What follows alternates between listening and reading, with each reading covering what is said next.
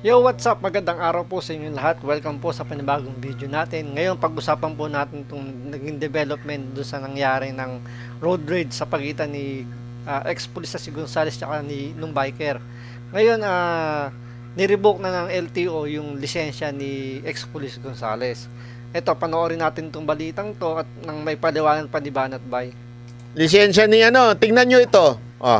Binawi na ng LTO ang lisensya ni Wilfredo Gonzales, ang dating pulis sa sangkot sa nag-viral na road rage sa Quezon City. Sa resolusyong inilabas ng LTO, Halimbawa niyan, actually, isa yan sa mga na bring up sa Senado Sinabi nga nila, baka, kasi tinatanong ang LTO kung paano ba, kunwari, mga ganyan sitwasyon, i-revoke nyo na ba yung license, ganyan-ganyan, babawiin nyo na ba? Ang sagot ng LTO, suspension lang muna for 90 days at pag-aaralan muna nila. Kasi wala naman talaga yan sa, alam mo yun, wala namang batas na nagsasabing pag ikaw na involved sa road rage, kailangan nang i-revoke ang lisensya mo. Walang ganun. Tama, di ba?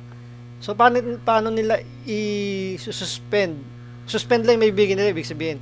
Pero hindi nila pwede i-revoke kagad kasi parang may dadaan pang proseso, kailangan pa ng court order pa yan ang aantayin nila. Hindi kagad, wala silang power kagad na i-revoke, di ba?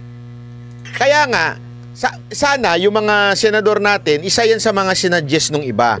Pag nasangkot na sa road rage ang tao, ibig sabihin, napaaway na sa kalsada, okay? Kahit hindi nila ituloy yung kaso nila sa isa't isa, matik revoke ang lisensya. Maganda yun. Para dun pa lang sa level na nagkasagian pa lang, ang iisipin kagad, mag-arigluhan na lang tayo. Ayusin na lang natin to. Hindi natin kailangan mag-away. Hindi natin kailangan magsuntukan dito. Kasi matatanggalan tayo ng lisensya. Yung kagad magiging mindset. Tanungin ko kayo.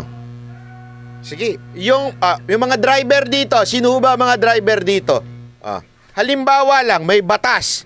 Kung saan bansa man kayo, ewan ko, yung ibang bansa, meron na atang ganyang batas Pag nasali ka sa road rage, revoke ang lisensya mo, bawi na. Tanungin kita, mag-iinit pa ulo mo? Sige. Yun nga, di ba? Malamang hindi na Kasi isipin mo kagad, pag ako nakipag-away sa kalsada, tanggal ang lisensya ko. Lalo na kung kung sarili kang sasakyan na minamaneho, di ba? Mawawalan ka ng karapatang magmaneho. Kaya magdadalawang isip ka na kagad na makipag-away. Baka siguro pag ako siguro, ganyan, talagang gagawin ko ang lahat ng bagay para hindi masali sa road rage. Talagang iiwas ako. Talagang tatakbo ako, di ba? Kahit ako, papakumbaba na lang ako. 'Di ba? Kahit sabihin mo na kaya lagi dapat may dala kang tubig Para once na medyo naramdaman mo umiit na 'yung ulo mo, inom ka agad ng tubig dahil baka matanggal ka ng lisensya. I mean, kahit habulin pa ako nung pagbumura-murahin ako nung, iwasan kita, bahala ka. Ikaw mawala ng lisensya, ako hindi.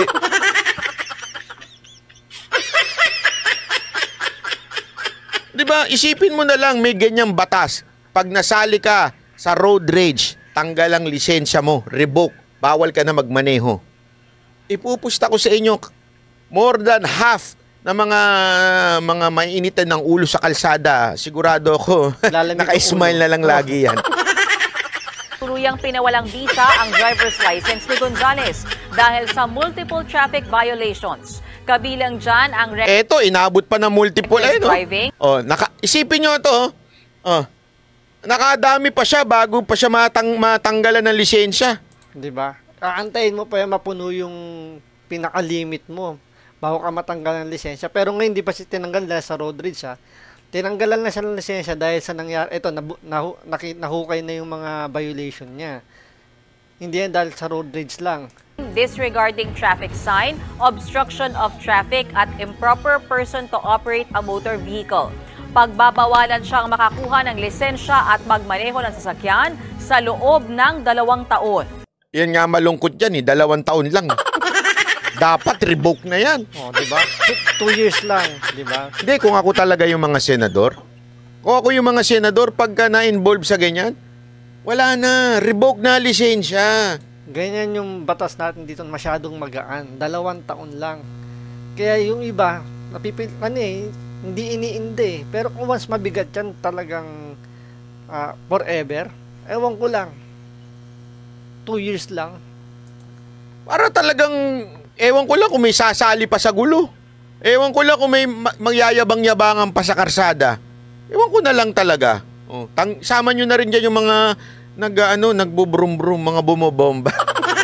Brum! Tagal ang lisensya. Wala, ang dami siguro magpapalit ng pipe, no? Isipin mo yung Boss Randel, nakalagay sa batas, pag bumomba ka, revoke ang lisensya mo. Lahat siguro ng mga ninja dyan. Papalitan na nila yung nila. 2 years lang, yun na nga masama. Kasi nga wala tayong batas eh. Yan na nga yung sinasabi natin. Wala tayong batas, kaya para tayo tuloy tanga. Diba? O ano? Kasi alam mo nangyayari, uulit na lang uli. O kukuha uli lisensya, mainit na naman ang ulo. O hindi, kung hindi man siya, yung iba, hindi natatakot, maging mainit ang ulo. Bakit? Wala namang parusa eh. Kaya nga, maganda yung nangyari na yun. So, ma-amend tong LTO. So, maraming batas na pwedeng baguhin uli rito sa nangyaring to. Kaya sinasabi nga ito ng Libayan na walang nangyayari. Ito yung magiging resulta.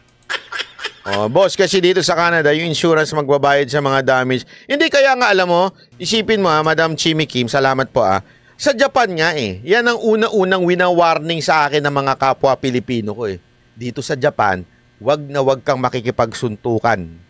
Pag una kang sumuntok at dumugo yung sinuntok mo, yari ka. I think 2 weeks. 2 weeks kang kulong without communication to anyone, even a lawyer. Pakukulong ka. Tapos, they can extend it.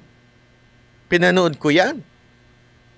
Yung batas ng sa Japan na yan. Kaya sa Japan, wala talaga.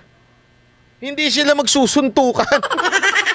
Tapos, alam mo, asin ganun sila. Paglasing nga sila, tinanong. Ang ganda nun 2 buwan kang ikukulong nang wala kang komunikasyon kahit kanino, even sa lawyer mo. Maganda yun. Ko yan. Kaya kung bakit sila lasing, nakaganon na sila. Nakaganyan na sila, Nakaupo, tapos nakaganyan lang, paglasing. Kasi ayaw nilang makatabig ng mga tao.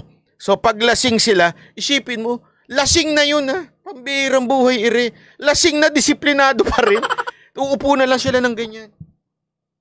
Hanggang Siyempre, takot makulong di ba? Kaya dapat ganyan yung batas natin dito Medyo gipitan agad natin. Kaso sabihin naman, anti-poor na naman. Masmasan sila hanggang magising sila. Bakit? Kasi para wala silang nadadamage na tao. Wala silang nasasagi. Wala silang masasaktan. Kulong ka, natanggal ka pa sa work. Correct. So, ano lang ba po nakapunto rito sa batas na ginagawa dapat sa mga hearing na to sa Senado? Sana bigatan nila yung batas na tulad nga siya sabi nga ni Banat Bay, di ba? 2 buwang kulong, walang communication kahit kanino, kahit even sa lawyer, na pwede pang i-extend, di ba? Doon pa lang matatakot ka delikado pala tayo dyan, di ba? So, yun lang, ang batas kasi natin dito sa Pilipinas medyo magaan, dahil nga ang lagi sinasabi is anti-poor. Pero hindi nila nakikita na dapat ang batas is pantay-pantay. So, sa mga kababayan natin, medyo lamig lang ng ulo lagi. So, maraming salamat po.